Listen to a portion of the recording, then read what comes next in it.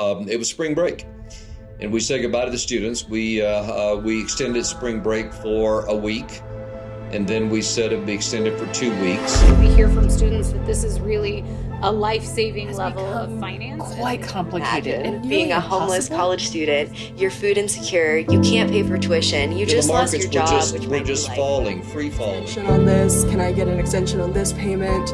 And it was just all around scary. Their power is about to be turned off. Identified as being food insecure, meaning that they don't have a steady stream or access to food. We're in over 503 days. I fear how many out there that really have a need.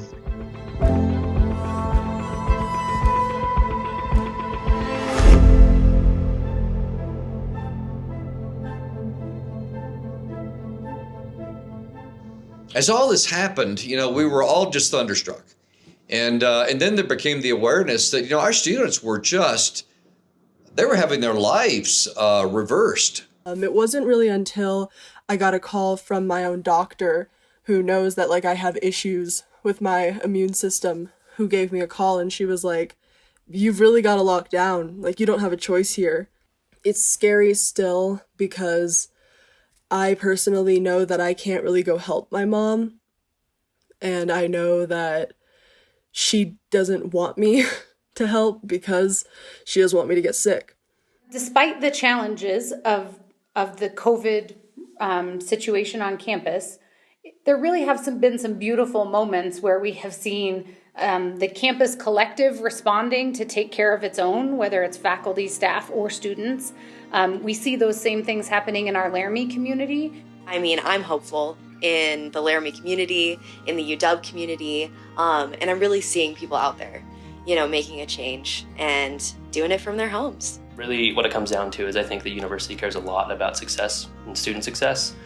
But it's really hard to be a successful student if you're having to worry about all the other stresses in life, if you're not sure where your next meal is coming from, or if you're not sure if you're going to be able to Zoom into class because you don't have a strong enough internet connection. A major issue in our courses going online has been having students with access to that technology. We made a commitment that even though it wasn't a right time to ask donors for gifts, these students were in a desperate situation, and we had to respond.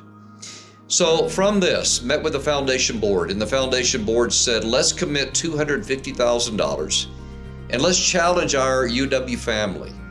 And let's say, if you'll match this $250,000, we'll create $500,000. And we will get these dollars into the hands of students. But we're not going to do it as a foundation. We're going to do it as a university. And what's so amazing about the Pokes Make the Difference campaign is it is inviting our cowboys and cowgirls from across the nation to make a contribution and be providing this level of support in a much broader way. And we're really thankful for that, and it reinforces why we all choose to be a part of this UW community. So our work across the institution is really about coming together in a collaborative effort, and some of the resources here will help that. Some of the great resources within IT helps do that, but we really have to come together as a community to make this possible.